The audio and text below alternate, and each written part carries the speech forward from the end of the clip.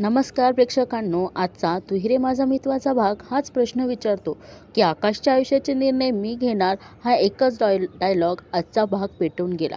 प्रेक्षकांनो, आजचा भाग पाहून एकच वाटलं, माणुसकी जपणं इतकं अवघड झालंय का? आज वल्लरी आई म्हणून नाही तर कंट्रोलर म्हणून दिसली. प्रेक्षकांनो, तुम्हाला काय वाटतं?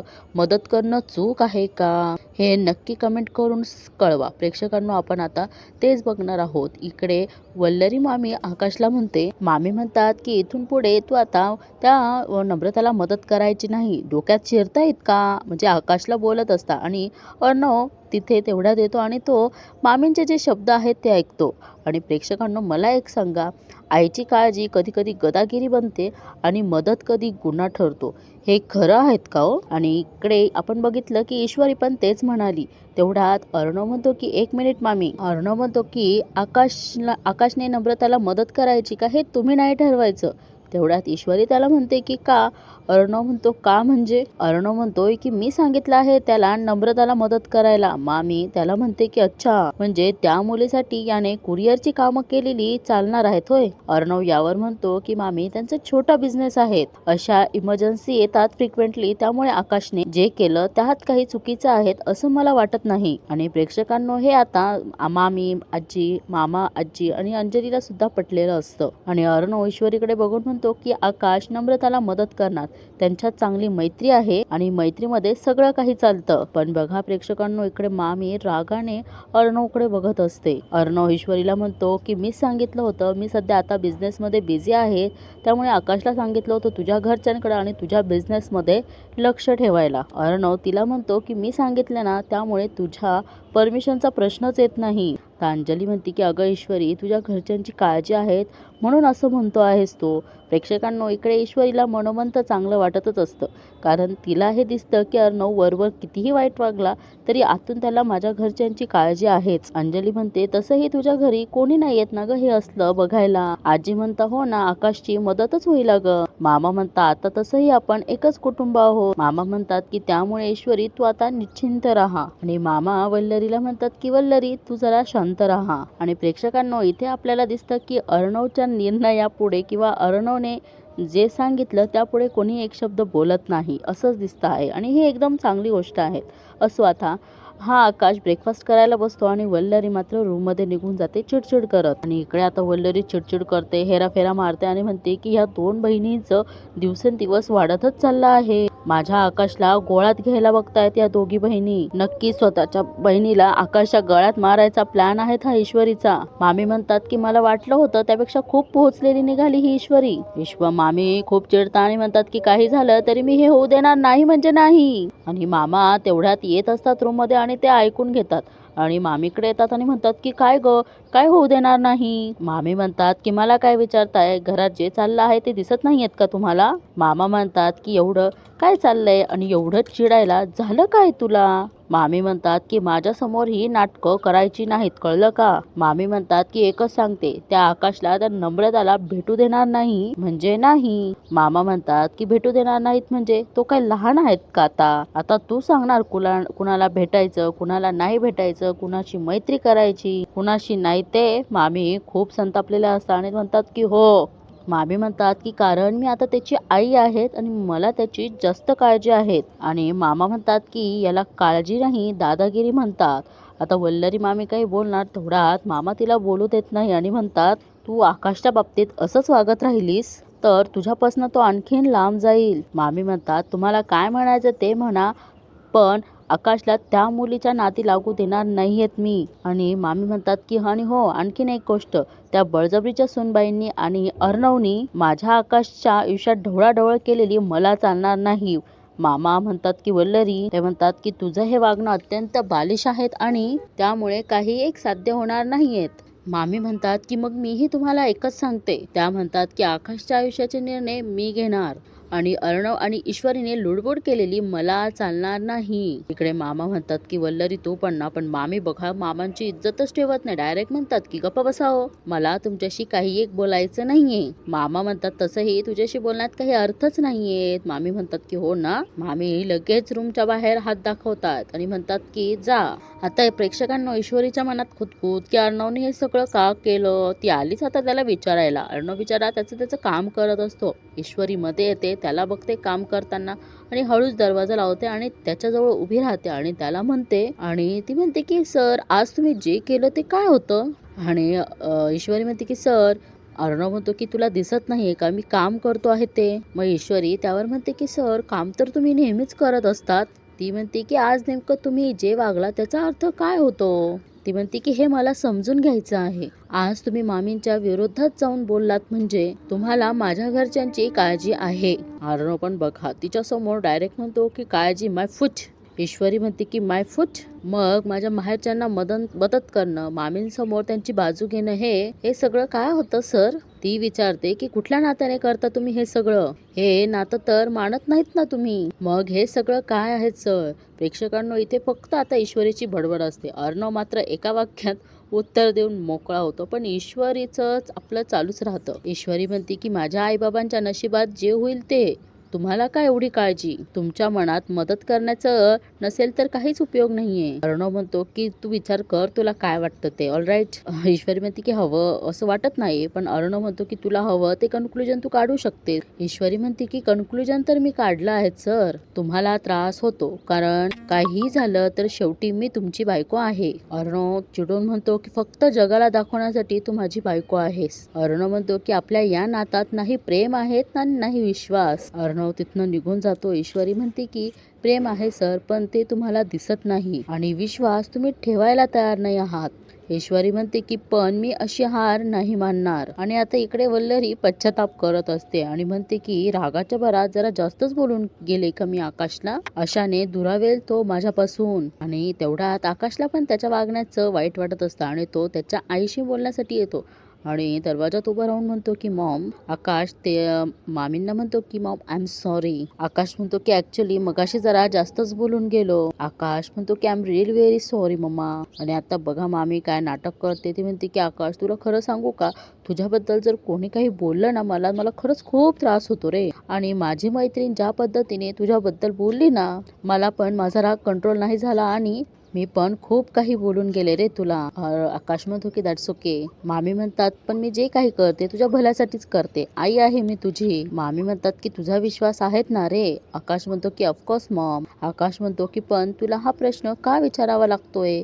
आता मामी बघा कसं बोलतात आकाशशी. मामी म्हणतात की अरे मुलं मोठे झालेत का त्यांचे विचार बदलतात. मित्रमैत्रिणी जास्त जवळचे वाटतात, मग आई वडील शत्रू वाटायला लागतात. आणि आकाश म्हणतो की मॉम मला तसं नाही वाटत. मामी म्हणतात की खरं सांगू मी आज जे केलं आजपर्यंत जे केलं ते तुझ्यासाठी किंवा इथून पुढे जे काही करेल ते तुझ्या भविष्यासाठीच असेल, भल्यासाठीच असेल. मामी म्हणतात की आई रे मी तुझी. आज जे झालं ना ते विसरून जा हं बाळा. आकाश पण थोडा प्रेक्षकांनो शेवटी त्यालाही वाईट वाटतं आणि तो पण थोडासा विचार करतो आणि आईला म्हणतो की आई तू पण वाईट नको वाटून घेऊ.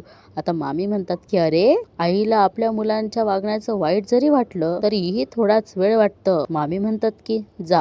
आणि आकाश आणि त्या मामी एकमेकांना मिठी मारतात आणि दोघे एकमेकांना लव्ह यू म्हणतात. आणि आता आकाश गेल्यानंतर इकडे मामींचा लगेच चेहरा थिंकिंग सगळं बदलतं आणि त्या म्हणतात की लक्ष तर तुझ्यावर ठेवावंच लागेल आकाश, कारण वारं आता विरुद्ध वाहताना दिसत आहे. आणि आता बघा इकडे सगळे पतंग उडवण्याच्या कॉम्पिटिशन मध्ये आता उत्सुक असतात. मामा म्हणतात इकडे मामी बसलेले असतात आणि अंजली बसलेले असतात.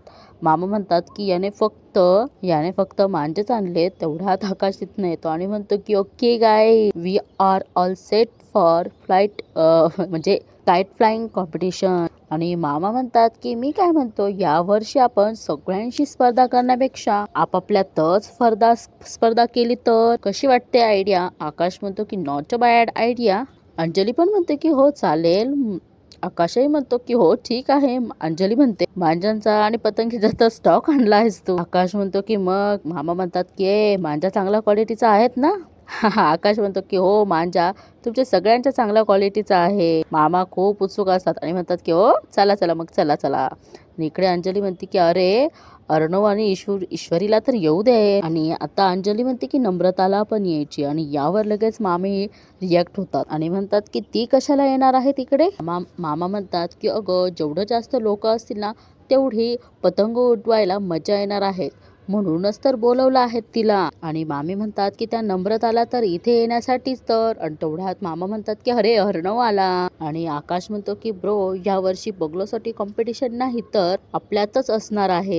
जस्ट यू अँड मी. आकाश म्हणतो आता अर्णव आणि आकाशचेच फक्त कॉम्पिटिशन नाहीयेत प्रेक्षकांनो, खूप धमाल मस्ती येणार आहेत. बघा तुम्ही हा एपिसोड खूप म्हणजे खूप एन्जॉय करणार आहात. आणि अर्णव म्हणतो की काय आपणच एकमेकांचे पतंग कापायचे. आकाश म्हणतो हो. आणि अर्णव म्हणतो की that's will be interesting, let's go terrace. आणि आता अंजली म्हणते की अरे थांब ना ईश्वरीला पण येऊ द्या. आणि अर्णव म्हणतो की ताई पतंग उडवताना डेसिबल लेवल कमी असेल तर चांगलं आहे ना, चला निघूया. पण अंजली काही ऐकत नाही आणि म्हणते की चिंटू थांब.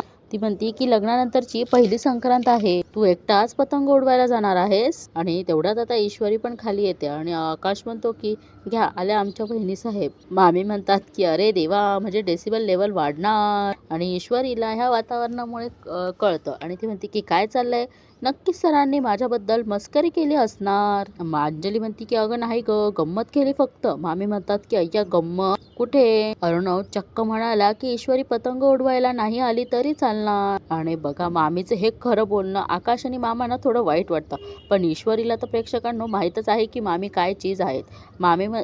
ईश्वरी म्हणते की मामी आज तर मी पतंग उडवणारच आणि मोठ्या मोठ्यांचे पतंग कापणार सुद्धा आहे. बघाच तुम्ही डायरेक्ट मामीला ओपन चॅलेंज दिलेला आहे प्रेक्षकांनो. आकाश म्हणतो की वा क्या बात है. मामा म्हणतात की चला चला. आणि आता सगळे एक जण मांजा घेतात, कोणी पतंग घेतात. अंजली म्हणते की अजून काय धरू. आणि तेवढ्यात हे पुढे जातात, पण मामी ईश्वरीला म्हणतात की ए थांब. आणि मामी म्हणतात की अर्णव मगाशी जे काही म्हणाला ते सगळ्यांना जर गंमत वाटत असेल ना तरी मला माहिती आहे ना की अर्णवला तू नकोशी झाली आहेस.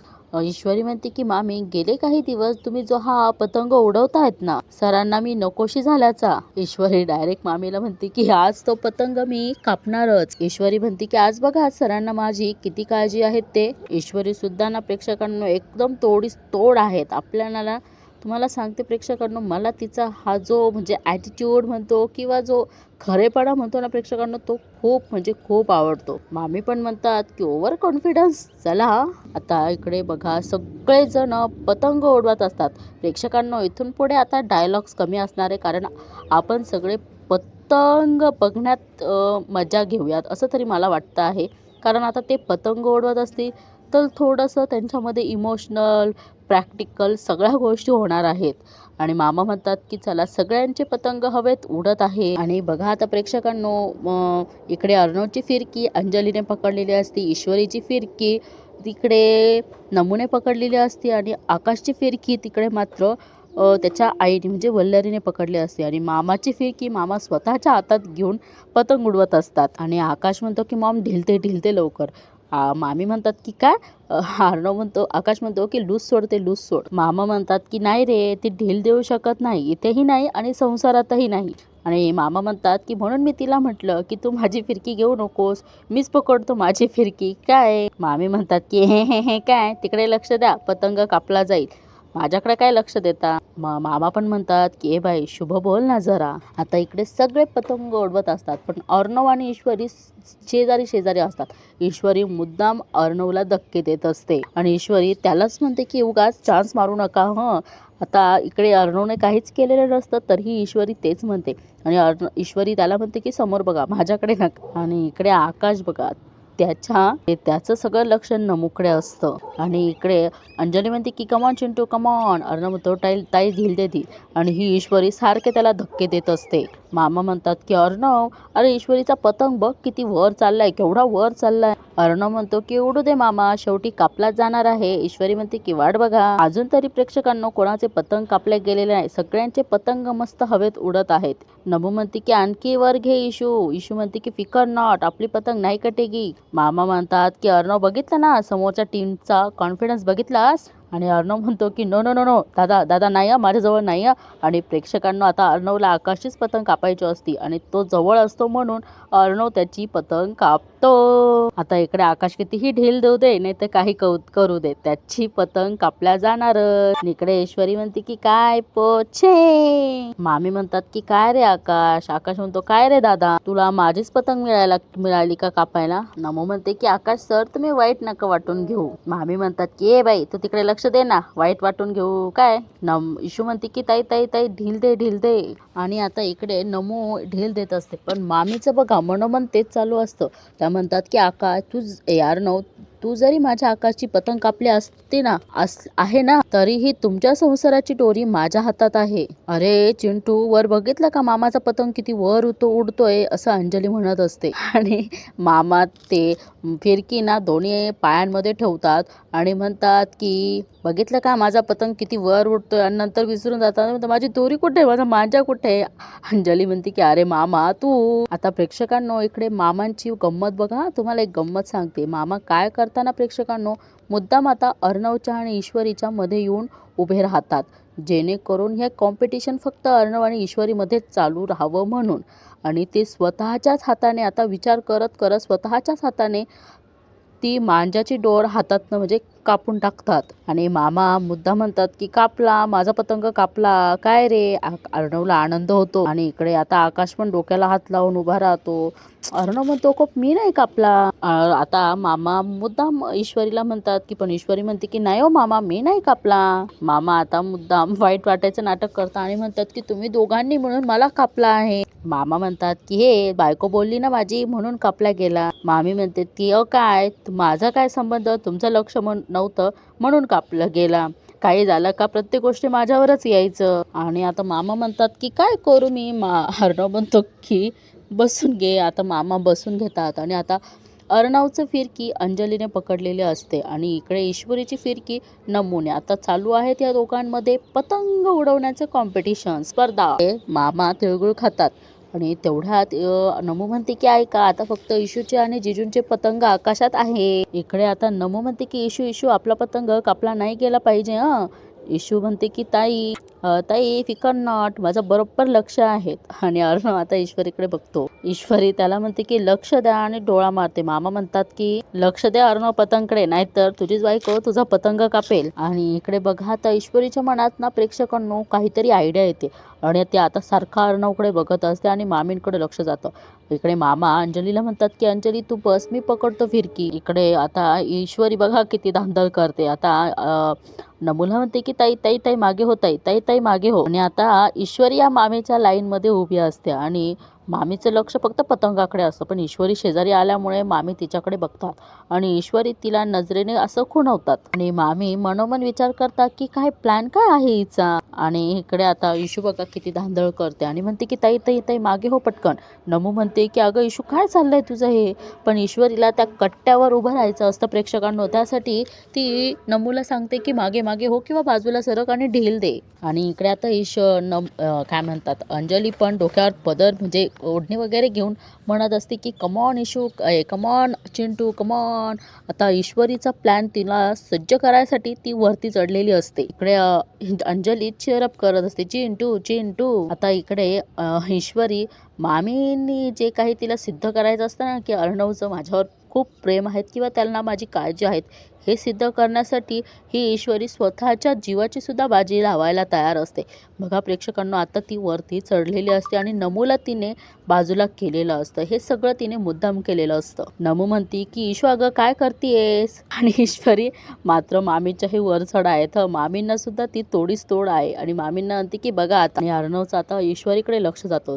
त्याला माहिती असतं की ईश्वरी वर चढलेली आहे. तो पहिल्यांदा इग्नोर करतो. इकडे अंजली म्हणते की अरे काप काप काप काप. आणि बघा इकडे ईश्वरी एकदम शांततेच तिला सगळं माहिती असतं की आपण कुठे उभे आहोत काय करणार आहोत तरी पण ते असं दाखवते की माझं लक्षच नाही आहे की मी कुठे उभी आहेत काय करते. पण अर्णव आता दुसऱ्यांदा तिच्याकडे मागे वळून बघतो. पण ईश्वरी पतंग उडवण्यात बिझी दिसते. आणि बघा आता ईश्वरीचा प्लॅन सक्सेस होत आहे. आता ईश्वरी मुद्दाम मागे बघते आणि तिला माहिती आहे की पडणार नाही आणि जरी पडली तरी अर्णव तिला सांभाळणार हे हा तिचा विश्वास होता. आणि बघा ईश्वरी आता पडणार तेवढ्यात अर्णवचं तिच्याकडे लक्ष जातं. अर्णव हातातली पतंग सोडतो आणि तिला पकडण्यासाठी तिचा हात तर असतोच आणि स्वतःचा हात पुढे करून तिला खेचून घेतो आणि इतकं जोरात ओढतो तर हे दोघे एकमेकांच्या अंगावर पडतात. मामा जोरात ओरडतात की ओय. आणि प्रेक्षकांनो बघा ईश्वरीला जे सिद्ध करायचं होतं ते सिद्ध झालं आहे. अंजली म्हणते की अरे कसं काय पडले हे. आणि इथेच मालिकेचा एपिसोड संपतो. प्रेक्षकांनो बघा ईश्वरीला जे करायचं होतं ते ईश्वरीने केलं, पण आता पुढील भागामध्ये काय दाखवलेलं आहे ते आपण बघूया. आणि आता अर्णवला बहुतेक मांजा लागलेला असतो आणि ईश्वरी त्याला म्हणते की तुम्हाला माझी फिकीर आहे. अर्णव म्हणतो की इनफ आणि अर्णव पुढे निघून जातो. आता ईश्वरी म्हणते की बघा सर, ती म्हणते की एक टोक तुमच्या हातात आणि एक टोक माझ्या हातात, म्हणजे आता यातून सुटका नामुमकिन. आणि अर्णव तिला परत उत्तर करतो आणि म्हणतो की मी जर एकदा ठरवलं ना आपल्याला त्रास देणाऱ्या गोष्टी बाजूला काढून टाकायच्या. अर्णव ते जे बँडेज आहेत किंवा जे ड्रेसिंग पट्टी आहेत तीच कापून टाकतो. बघा प्रेक्षकांनो इकडे ईश्वरी जोडण्याचा प्रयत्न करत असते, इकडे अर्णव मात्र प्रत्येक वेळी तोडण्याचा प्रयत्न करत असतो. म्हणजे त्याला एवढा त्रास ईश्वरीला द्यायचा असतो आणि ईश्वरीला जेवढा त्रास